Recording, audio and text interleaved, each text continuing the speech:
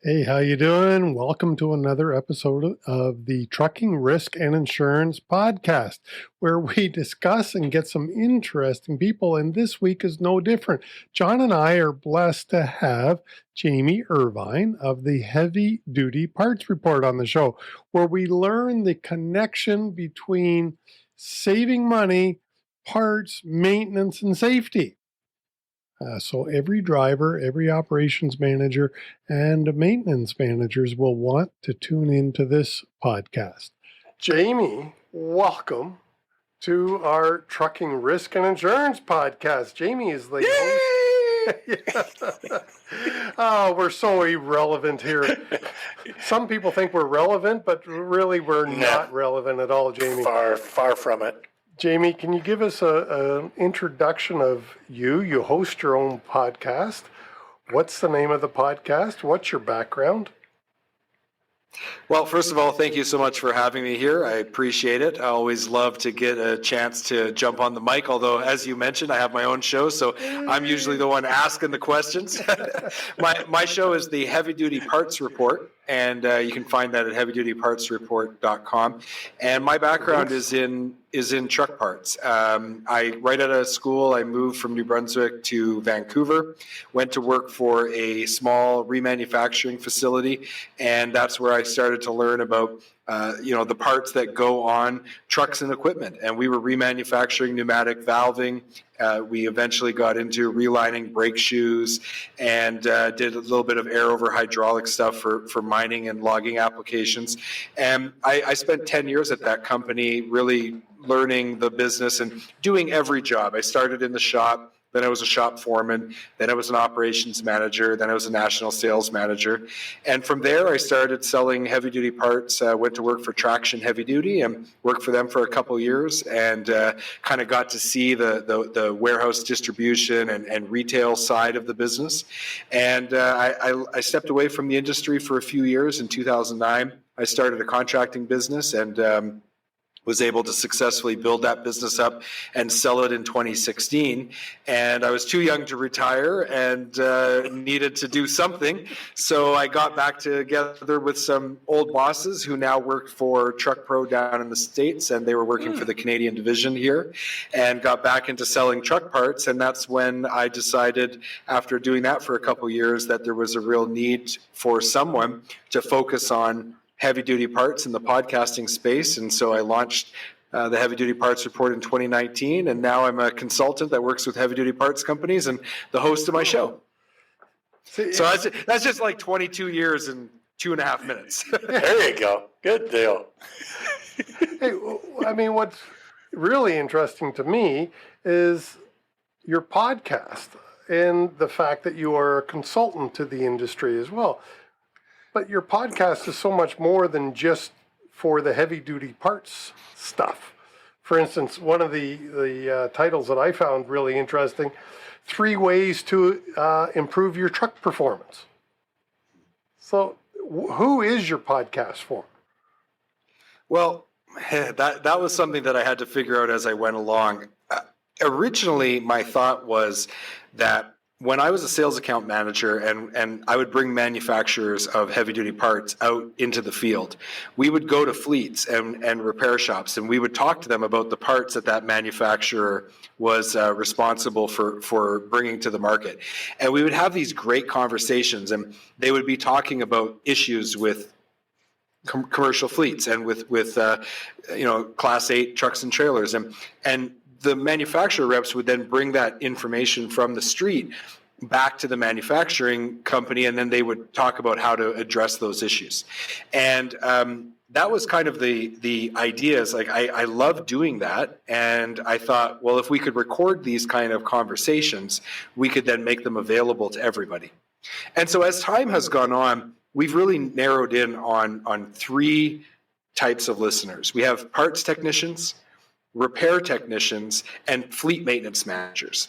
And they're really the core of our audience. So we try to cover subjects, always looking at it from a parts perspective, but trying to cover subjects that are relevant to the vehicle owner, the commercial fleet, to the people who install the parts, and the people who buy and sell those parts. But what the heck did you do? You had me as a guest on your show, and I know nothing about heavy-duty truck parts. That's true. Although you know a lot about safety, and throughout the entire conversation, what we talked about was the relationship between good safety and the parts that go on a truck and the repair process to make sure that trucks are being repaired with high quality parts, that they are safe to operate before they leave the yard, and how that impacts the overall safety of the fleet, which then overall impacts the total cost of operation. Because really that's what our show is about. It's how do we lower total cost of operation? And we do that through a lot of different ways, up to and including, of course, buying high quality and installing high quality parts. It's definitely educational to be able to know what's out there, what good quality products are. Because I know they've talked about many times offshore products, which can get you into trouble. And some people don't know which manufacturers are producing, subpar products. Well, and when I was selling parts back in the early 2000s and working for that remanufacturing facility, one of the big threats at that time was the influx of what they at that time called offshore parts. Of course, the industry has dramatically changed. There really isn't a tier one manufacturer that doesn't have manufacturing occurring overseas at this point. And quality parts, both on the tier one OEM side as well as the aftermarket side in tier two, the quality of products being manufactured globally has come up a lot. And so in some ways it's very good, but in other ways it makes it very difficult for fleet maintenance managers and procurement people to make good quality decisions on what parts they should be purchasing and installing. And one of the things that, of course, fleets want to do is control their costs. So they don't want to overpay when they don't need to. On the flip side, for the risk assessment people, they don't want to install something that when you're coming down the Coquihalla Highway, and your brakes give out and you have a major accident, and it comes back to the fact that you didn't spec the right brake parts or something like that. There's that side of the issue. So there's a lot of confusion right now about what can be used, what should be used. And what ends up happening is a lot of times people just default to, well, I'm just going to buy from the dealer then. But then they drive their costs up exponentially when they do that. So, you can't have it all, and you have to make good decisions. And that's what we're really trying to do, is educate the entire industry about what decisions they should be making, how they should put that decision process in place, so that when they come up with whatever situation they're coming up with, they've got a methodology to go about making those decisions and basing it on good quality information. Is it still, a couple of years ago, I remember reading in Truck News, there was a huge influx of counterfeit parts. Is that still happening now, where it looks like the real thing, but of course the price is 50% or less, and you can't tell the difference? Is that still happening? Well, you rarely get more than you pay for. And if something is 50% cheaper than what you've normally been buying, and you've been getting really good performance out of what you've been buying, you should really stop and think about what came out of that product to get it to that price point. Because, how much it costs to ship it, and typically the raw material costs and the labor costs, these are the only three areas where you can take out. So it's one thing to say, well, we were able to reduce labor costs, and that is quite possible that was achieved in an overseas market. But when it comes to raw materials, the raw materials cost what they cost. And there's a reason that good quality raw materials cost what they do, because they have performance characteristics that withstand the huge range of environments that commercial trucks work in Canada and the United States. I mean, on a good hard day of driving, you can go through 3 or 4 different environments, from, let's say, the foothills of the Rocky Mountains in Alberta to Vancouver. You can do that in one day, and you've crossed the Rockies, you've gone through, forested areas, you've gone through a semi-desert, and you've gone through a semi-rainforest all in one day. And you've had thousands of feet of elevation gain and loss as you've made that trip. So the raw materials that make good quality parts, they have characteristics that are very specific to the environments that we operate in. Plus, you have huge temperature ranges as well in Canada, and also down in the States when you get into the southern states and you get into the desert areas. So, for example, rubber versus polyurethane. I mean, you just can't make polyurethane for what you can make a rubber bushing out of, and there's just no way to get around that because the raw materials are what they are. So when I hear people say, yeah, but I can get that for 50 or 60% less, that is a massive red flag. Yeah. They almost need to hear what they're saying. Yeah. One of my, I know of somebody, I don't want to call them a friend or an associate even, but I know of somebody who purchases offshore tires by the container and brings them in. And they're not a name that you or well, maybe you have, but it's not a name brand tire, that's for sure, that I'm aware of. And he sells a boatload of them. Wow. It's unreal. And he even has steers. And, as long as, I'm more familiar with, let's say, brake lining in that scenario, very similar. I mean, as long as it passes the DOT and national standards for performance, and as long as the customer understands what they're buying and where to use that product, it can actually be a good strategy. So, for example, if I have a yard truck that's never going to see any grade at all, I don't want to spend top dollar on tires and friction material. And I mean, why would I do that? Or if I've got a truck that is my spare and it's only for a certain application and we only use it once in a while, as long as the products I'm using pass the safety standards and the national standards set out for that product, it might be a perfect application to use that kind of product. But I don't want to then use that same product on a vehicle that is slated to go into the Rocky Mountains tomorrow and then have a problem. Yeah. Just a little thing called somebody's life is at jeopardy, Yeah, there's got to be some responsibility there by all means. So, but do you? I take it also with the podcast and your consulting services that you have as well. You also do some coaching or training, I guess, on how to use that particular product if it happens to be a little different than another manufacturer. Well, the focus of my consulting work is it's interesting how this occurred, because when I first started the show, my thought was that I was going to find ways to monetize the audience. I was going to maybe put some affiliate links, or I was going to sell some products or tools directly to the audience, and that was my thought process of where I was going to make money. I also thought about maybe starting some training programs specifically for parts technicians and repair technicians and things like that. But what ended up happening is my guests, about 10% of them have become clients of mine. And their primary focus is like, how do we grow responsibly? How do we expand our market share? And how do we communicate the value of what we do to our customers? And a lot of them are, I would say almost all of them have a distribution channel in place where they're not selling directly to the commercial vehicle owners or the fleets. They're selling to a distributor who then resells their product. So they lose a little bit of control on how these messages are communicated. And so I spend a lot of time working with clients on really helping them to build a relationship with the end user, the commercial fleet, the vehicle owner, the independent repair shop.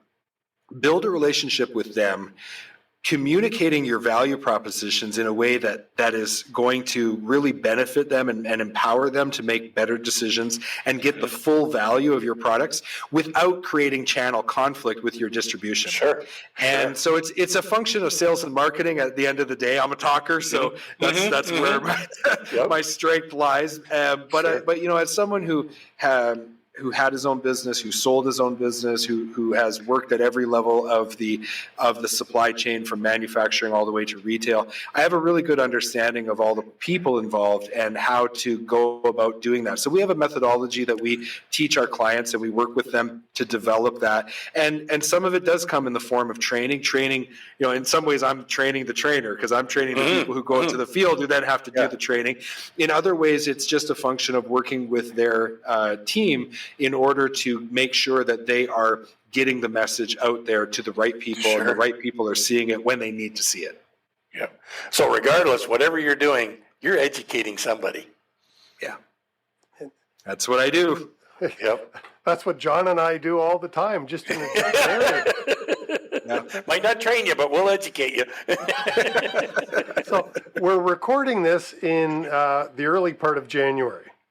What challenges do you see for either your industry specific, the heavy parts, or transportation, trucking in general, whichever way you want to attack it? But what challenges do you see for the year ahead? I think the biggest issue is it's related to what you think I'm going to say, but it's probably not exactly what you would think I would say. So most people would think I would say it's the supply chain issues. And they're a big factor. But what I'm seeing a concerning trend that's starting already, and we're only a few days into January. When companies are under duress, there is a lot of pressure on the leadership to make good decisions. And when things like the current supply chain issues, where parts availability has been dramatically impacted, and that's not going to ease up until at least the end of 2022. We also have the economic uncertainty with runaway inflation. We're going to have interest rates go up, which is going to impact the Feds are going to try to slow the inflation down, but when the interest rates goes up, then consumer spending goes down, and that affects trucking because that affects retail people spending money at retail, which then has a big impact on trucking. When we're in these situations where there's so much uncertainty, we have another variant of concern that is, going across the entire continent. That's going to impact truck drivers crossing borders from U.S. to Canada, from U.S. to Mexico. That's going to further exacerbate the issues with the supply chain. But the real underlying issue on all of that is how do commercial fleets and manufacturers of parts and distributors of parts, what decisions do they make under that kind of duress? And for example, I've seen some companies start to pull away from sales and marketing efforts. Well, that's because they're so concerned about trying to solve problems on the supply chain side, getting raw materials for manufacturing, getting parts out to their distribution. Distributors are concerned with getting enough parts to just fill the orders they have. So you can see the trickle-down effect. When you make a bad decision, though, under duress, it has a very bad exponential impact 12 to 18 months from now. So you think about, for example, someone who decides, well, we don't even have enough parts to sell right now, we're going to back off on sales and marketing. Right. But what happens if 3 out of the 4 people competing for that market share do that and the one person doesn't? Yep. In 18 months, you might be in a position where you were first in the marketplace, and in 18 months, you're going to be fourth, which might as well be zero. Yeah. So, and that's an issue whether you're selling parts. I'm sure that there's the same kinds of fundamental issues if you're running a fleet. Bad decisions today under duress can have really big negative consequences downstream. I have a friend of mine that has a good phrase for that. Every behavior has an echo. And this is where it'll come back to bite you, whether you're a distributor or whether you're the purchaser. I've always thought when you have these situations where there's lots going on, you have this duress that you're talking about, this is the time to tighten your relationship with your customers and your suppliers. You need to know, I need to know, I've got confidence in you. You're going to be there when we need me. You're going to tell me the truth. You're going to tell me, hey, we've got a supply problem, but we're working on it. We'll keep you in the loop as to what's going on. Even though I can't get parts, at least I would know I'm being enlightened on a weekly basis. Here's the status. Oh, God, we just got a shipment in. That's great. Awesome. Thank you. But I think you need to keep those relationships tight.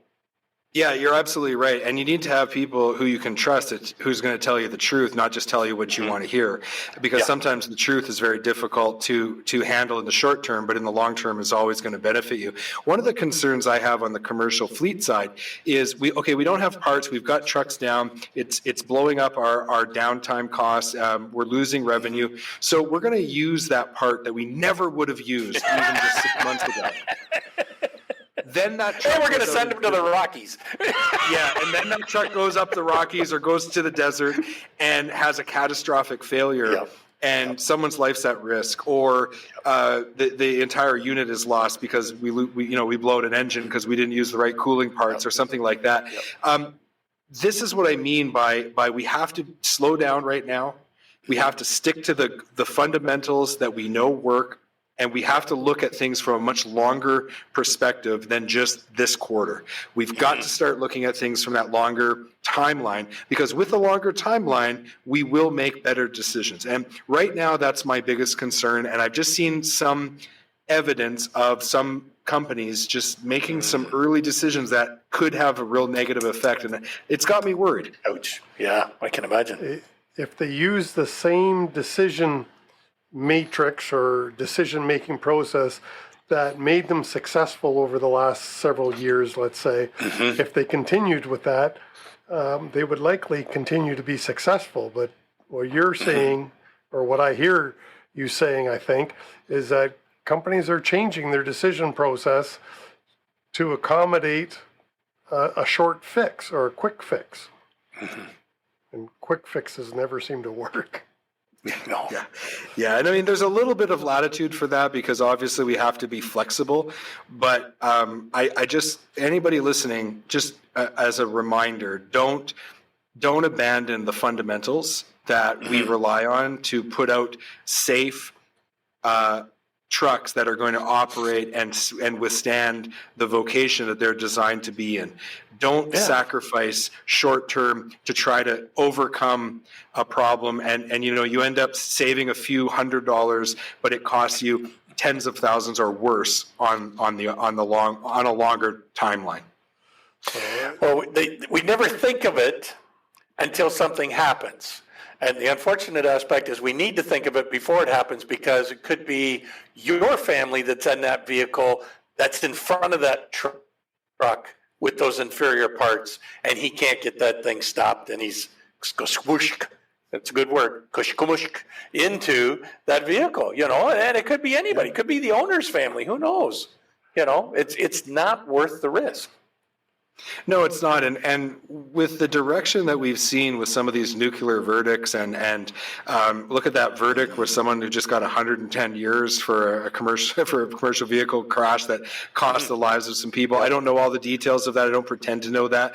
But the public is not putting up with what they did in the past. And because of that, policymakers are moving to try to, to meet public demand in really. What that means is that the trucking fleets need to be more diligent now than ever before. And with so much uncertainty, I know it's easy for us on the mics right now in studio to talk about that. It's another thing to be in the actual trenches of a commercial fleet and have to make these tough decisions when, there are parts shortages that are holding up. I've heard horror stories of trucks being held up for 8 weeks because of sensors not being available. This is having a huge cost in the short term. But this is exactly what I'm worried about. It's that there's all this pressure in the short term, and we start to forget the fundamentals, and we forget that if we make a bad decision, the long-term implication could be far, far worse than what we're experiencing in the short term.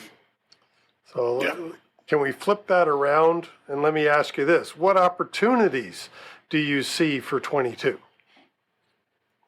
Downturns are... And right now, going into the year, yes, there's inflation and there's a lot of uncertainty. The economic outlook for 2022 is actually not that bad. It looks like inflation is going to decelerate as we get into Q3 and Q4.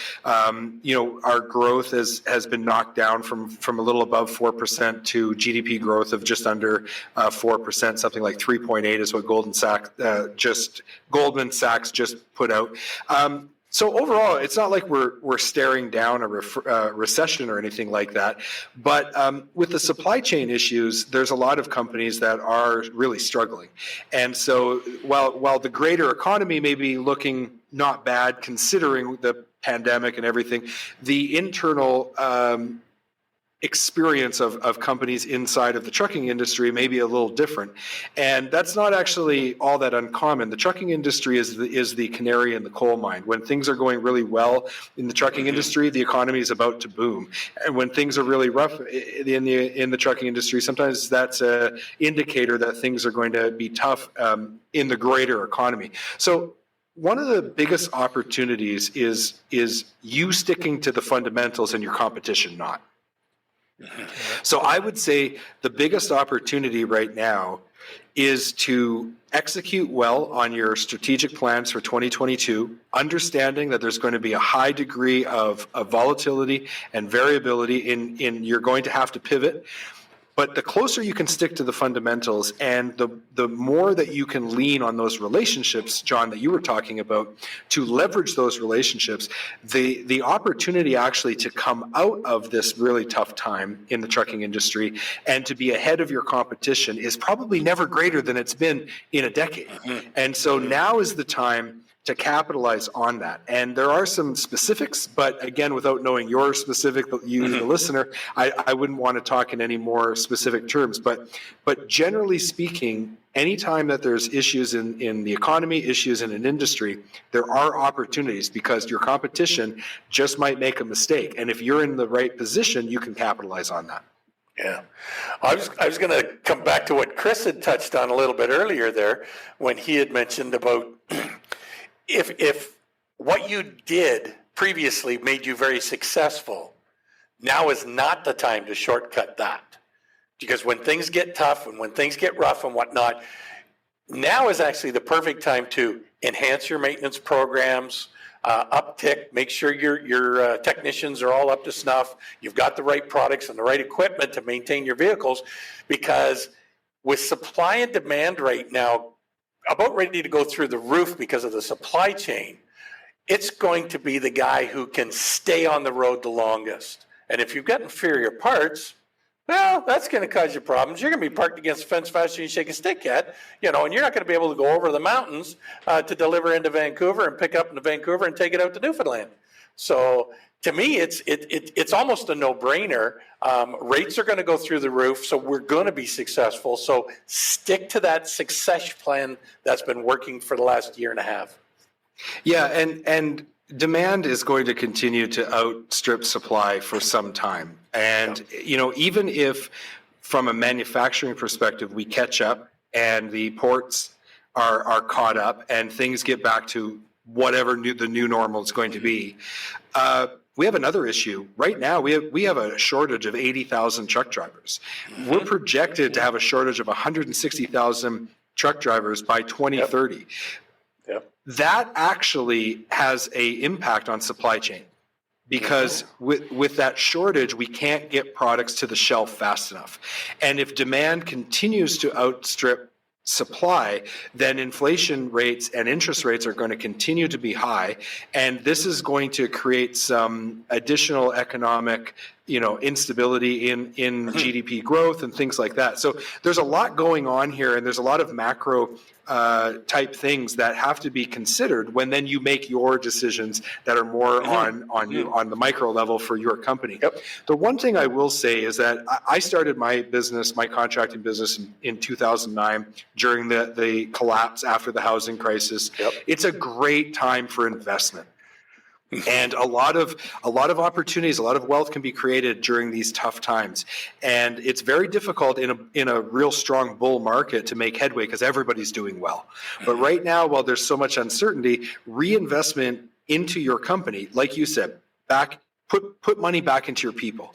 Make sure your repair technicians are up to snuff with their training. Make sure that your drivers are well taken care of. Make sure that you are investing in new systems to make your vehicles operate better, to be more efficient as a company, to be able to provide your service to your customers at a lower cost, not a lower price, but a lower cost than your competitors. Those are the fundamentals that you can focus on that really will help you to come out of this difficult time and ride the next wave, whenever it is, the next bull market, and be head and shoulders above your competition because you invested in your people, you invested in the technology and the systems, while not abandoning the fundamentals that keep the commercial trucking industry as really the backbone of society, which is what it is. Well, there's a phrase out there that I'm thinking of, but I'd like to change the phrase a little bit. And the phrase is usually, the strong will survive. But I'm thinking... And John forgot to feed the squirrels again. He lives out in the rural area, so we'll never know what John said. But well, I was whatever he was going to say, I was either going to agree with him, or I was going to say, the smart, they do well. The people who are smart and who stick to those strong fundamentals that make this industry so great, those are the ones that are always going to do well. Awesome. Jamie, I think that's a perfect way to wrap this episode up. We've been here with Jamie Irvine of the Heavy Duty Parts Report podcast, and Jamie is also a consultant. So thanks so much, Jamie, for coming on the show. Appreciate it. Appreciate your time. Chris, John, thank you so much. And your contact info and the podcast link is in the show notes down below. Thank you.